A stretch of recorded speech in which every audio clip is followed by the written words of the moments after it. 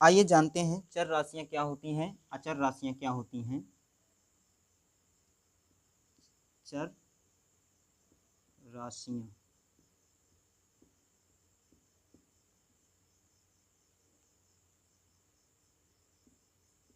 अचर राशियां।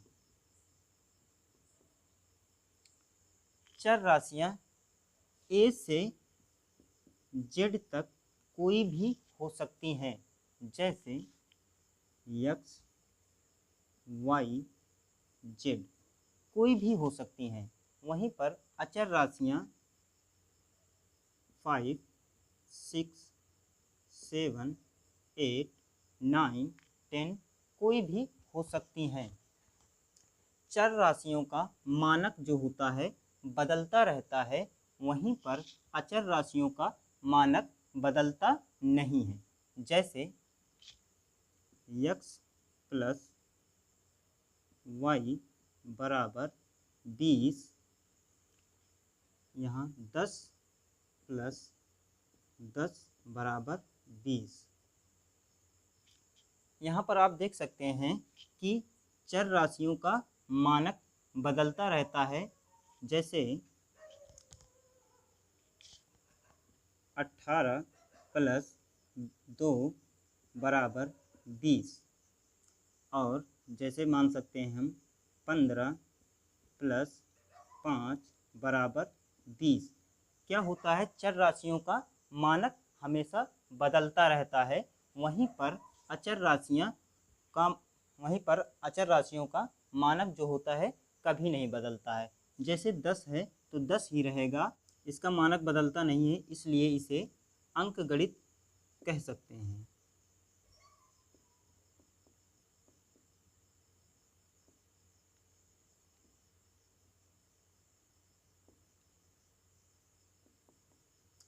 इसका मानक बदलता रहता है, चर राशियों का मानक बदलता रहता है, इसलिए इसे बीजगणित कह सकते हैं।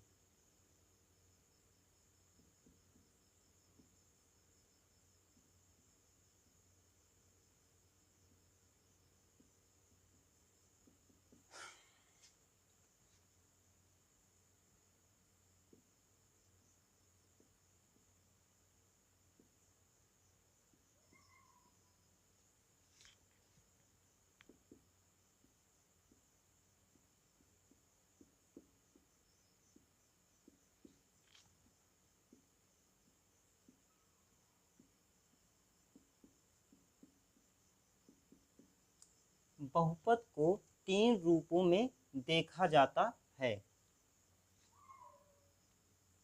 पहला बहुपद, दूसरा व्यंजक, तीसरा समीकरण।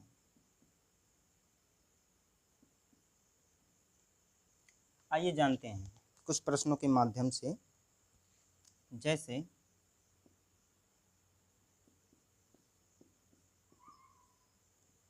2x square minus 3x plus 2, ये क्या है, बहुपद है। क्या होता है, चर पद। बहुपद में चर पद की घातें जो होती हैं पूर्ण संख्यक होनी चाहिए। जैसे 0, 1, 2, 3 ऐसे चलता रहेगा। क्या है, चर पद की घातें जो होती हैं वो क्या है, पूर्ण संख्या होनी चाहिए। पूर्ण संख्या 0 से स्टार्ट होती है और चलती जाती है। ये क्या है, बहुपद है। ठीक, अब क्या, व्यंजक। व्यंजक को हम जानते हैं, इसी के माध्यम से जानते हैं। जैसे 2x की पावर 1/2 माइनस 3 प्लस 2, ये क्या है, बहुपद नहीं है। जहाँ पर सवाल ऐसे हों जहाँ पर चर राशियाँ की घातें आधी हों, वहाँ पर बहुपद नहीं होता है, उसे हम व्यंजक कहते हैं। अब यहाँ समीकरण को देख लेते हैं, इसी के माध्यम से 2x माइनस 3x प्लस 2 बराबर 0 कर देंगे तो क्या हो जाएगा, ये समीकरण हो जाएगा। चर की घातें, जो चर पद होते हैं, चर राशियां होती हैं, उनकी घातें शून्य से स्टार्ट होती हैं और चलती रहती हैं, अर्थात कह सकते हैं आप कि पूर्ण संख्या होनी चाहिए। चर की घातें जो होती हैं पूर्ण संख्या होनी चाहिए, जैसे 0, 1, 2, 3 ऐसे चलता रहेगा। चर की घातें जो होती हैं पूर्ण संख्या होनी चाहिए। वहीं पर अचर राशियों की घातों पर ध्यान नहीं दिया जाता, अर्थात इससे कोई मतलब नहीं होता। व्यंजक देखते हैं, जहाँ चर राशियों की घातें आधी हों या अंडर रूट लगा हो, वो क्या होता है, बहुपद नहीं होता है।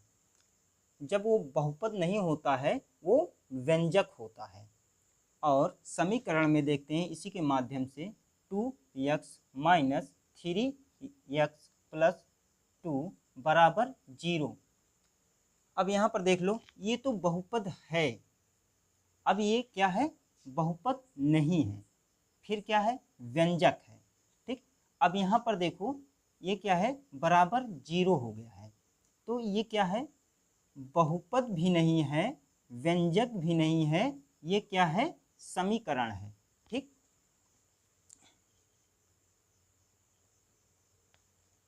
जैसे कि आप देखे होंगे सवाल में शून्यक,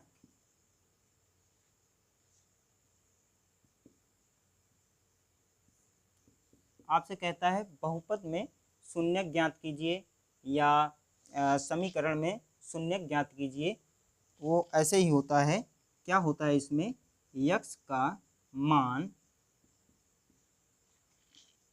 शून्य हो जाए। क्या होता है, जो चर राशियां हैं उसका मान क्या हो जाए, शून्य हो जाए। आइए जानते हैं, x का मान शून्य हो जाए अर्थात चर राशियों का मान शून्य हो जाना चाहिए। जैसे 3x प्लस 9 बराबर 0। ठीक, अब इसको हम क्या कह सकते हैं, इसको क्या कह सकते हैं, समीकरण है। ठीक, अब हम इसको हल करते हैं। इसको हम कैसे कर सकते हैं, देखिए 3x बराबर -9, इस 9 को इस पक्ष में भेज देंगे तो प्लस में है माइनस में हो जाएगा। और फिर आगे करते हैं, x को रोकते हैं, इस 3 को भेजते हैं। चर के साथ जो गुणा के रूप में होता है कभी भी बाएं पक्ष से दाएं पक्ष में जाता है, हमेशा भाग के रूप में जाता है। -9 अपान 3, 3 एकम 3, 3 त्रिका 9, x बराबर -3, x का मान ये आ चुका है। अब क्या करेंगे, x का मान शून्य हो जाना चाहिए, तो हम इसको जानते हैं। जैसे कि ये है तो यहाँ पर हम इसको रख देते हैं 3x प्लस 9, तो यहाँ पर क्या करेंगे, अब x की जगह पे क्या रख देंगे, -3 और प्लस 9, 3 त्रिका 9, -9 प्लस 9 बराबर, अब 9 से 9 कट गया, ठीक, आया क्या, 0।